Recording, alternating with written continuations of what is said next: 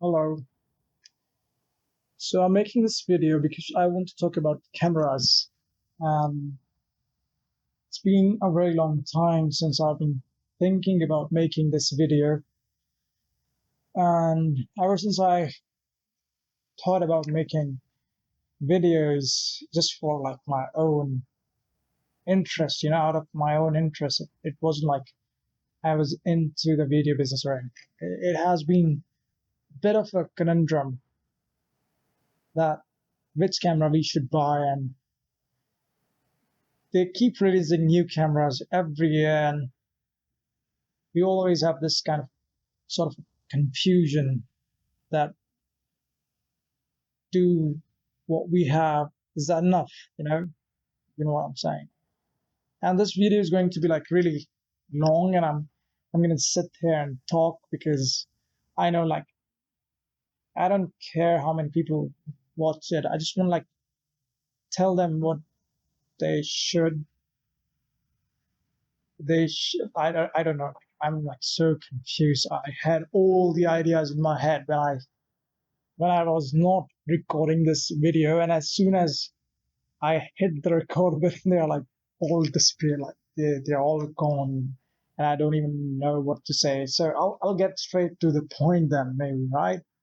So I bought my first camera, which is this, in 2019, and I bought it because, like, I'll be very honest, because the Sony's A6300 was out of stock, and it was either M50 or the Canon EOS M200, and I didn't buy the M50 because it didn't have anything over M200 when it came to just video aspect of the camera.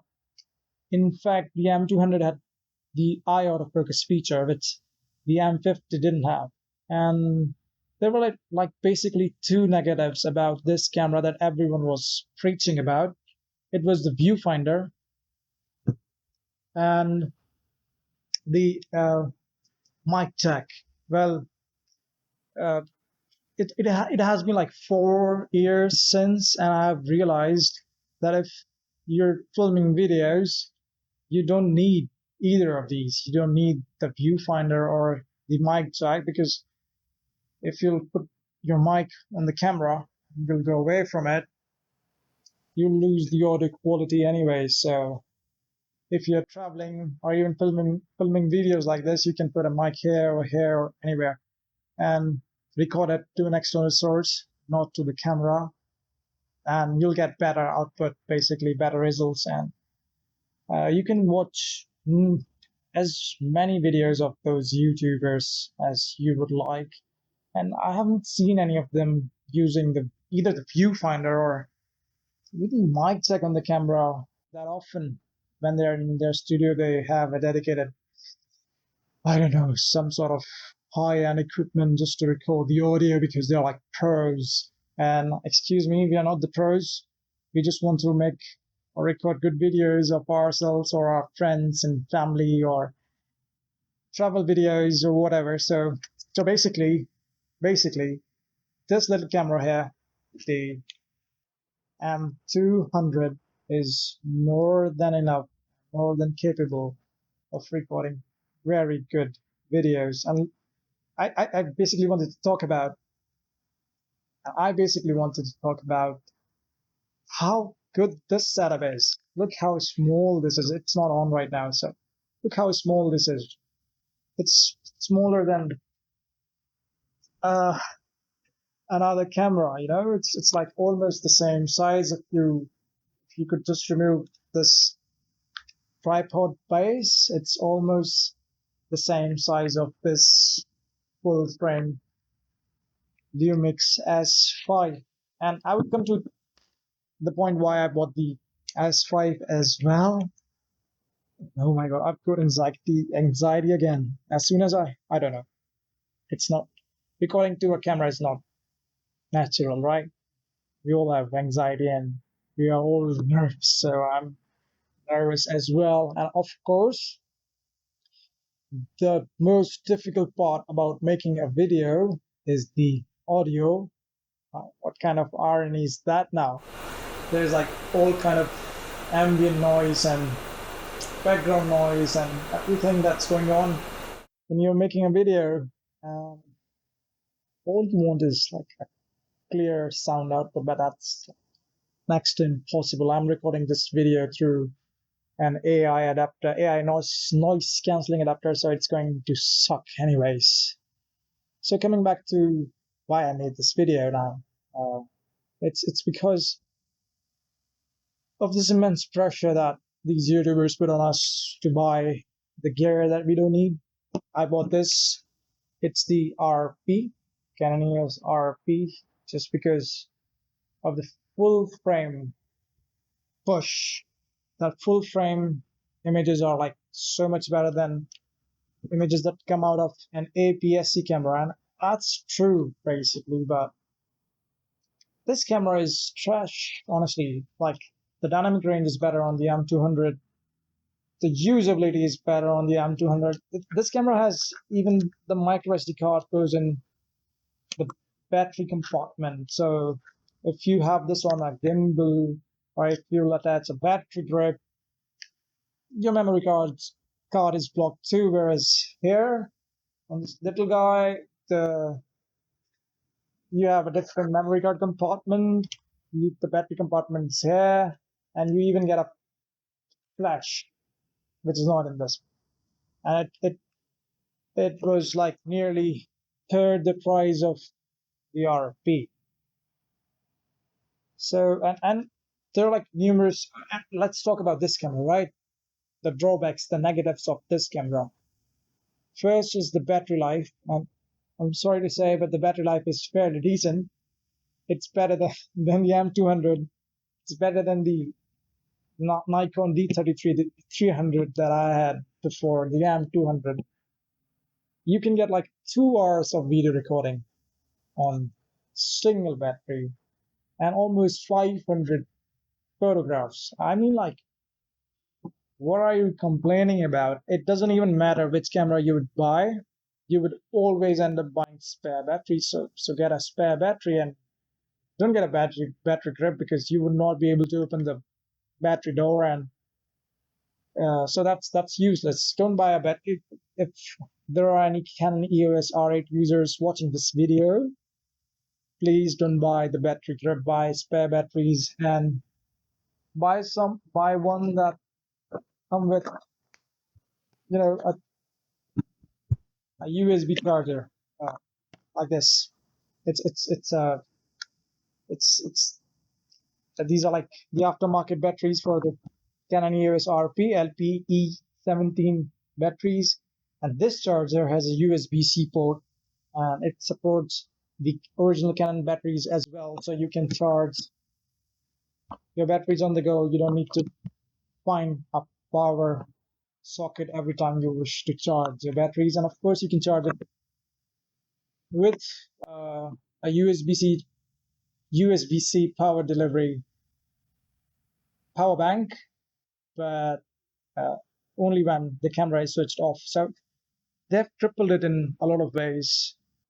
So, and I don't like the dummy batteries because they can break your camera, and I don't want to do that, man, because I don't earn money with my cameras. It's an interest. It's like the only hobby that I consistently pursue and try to get better in. And I just want to like film good videos and take good photographs. That's all. And like also that this camera doesn't have uh, a sensor cover, but this camera has a sensor cover. I hope you can see it. Oh my! See, this camera has a sensor cover. If I'll turn it on, if I'll turn it on, it'll go away. Just keep looking, keep looking. Oh my God, where is it? Yeah. Oh, come on. There it is. Turn on. Oh, you can see the sensor. So, see, that's it. People make videos by using these cameras for like 1 or 2 days because, I don't know, your computer is running low on storage. Okay, so that's another bummer. So, you know what? I recently went on a little tour. I went traveling and I took all my cameras with me. And I realized that this setup was the best because you got a gimbal, you get a mirrorless camera here, you got you got like, this is like the F22, not the F22, it's like the EOS EFM 22mm f2.0 lens. It's the pancake lens, small little lens, and it's good for low light and it produces great images also. And you can keep this camera basically in your pocket. Even the kit lens is good enough. And this is the Zhiyun Crane M2. No, it's not the Crane. It's the Zhiyun M2 gimbal, just the simple M2 gimbal, and it's like $150. This camera was like $400. This lens was like $200. So basically, for around like $500, $600, you get yourself a pretty solid mirrorless setup for, and you can record like 180 60 FPS. You can even do 120 FPS in HD using manual focus, but at least you have that option. The ARC, you don't even have that. And while I was traveling, I realized that you just cannot carry a camera like this all the time in your hand. It doesn't make sense. So what I did was I took the RP, and using a neck strap, I took videos with the RP, even the photographs, and I turned on the digital stabilization. Okay, not the enhanced digital stabilization, just the digital movie stabilization, and all my video clips were ruined. Oh my god, it was like so bad.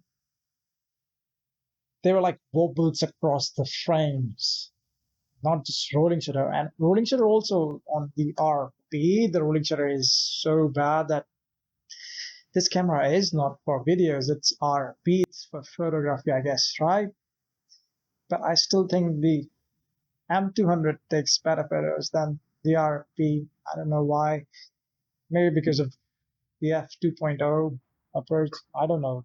It's just okay. Let's just give the photography thing to the RP just for the sake, because it has a full frame sensor and it performs better in low light. But the dynamic range is absolutely, you know what? It's very bad. Also, the M200 is fairly easy to carry. You can, you can lock the gimbal up. Okay, you can lock the gimbal up like this, and now you can carry it in your, backpack. You know, just like this.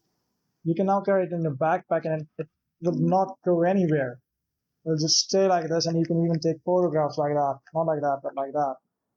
So your camera can stay on this gimbal for as long as you want, and it's pretty sturdy setup. If you would set the EOS RP on a Vivo S, look how big the setup is, and you need a plate to mount it on the gimbal, so you cannot like uh, store the camera, just the camera attached to the gimbal anywhere. So when I came back from the tour, the little holiday I was on, I realized that I need a camera with an IBIS, because the RP was absolutely bad. The M200 was good, but I, I would not want to carry a gimbal and a camera in one hand when I'm traveling. I would like to keep my hands free. So I would want a camera on the neck strap all the time when I'm not prepared. Now, if I'm prepared, yeah, I'll put it on a gimbal and I'll shoot things that I would want. But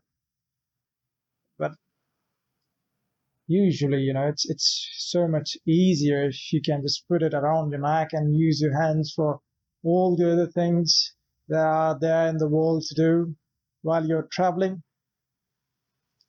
So you know, yeah, I came back and I started searching for more cameras, the one that has an IBIS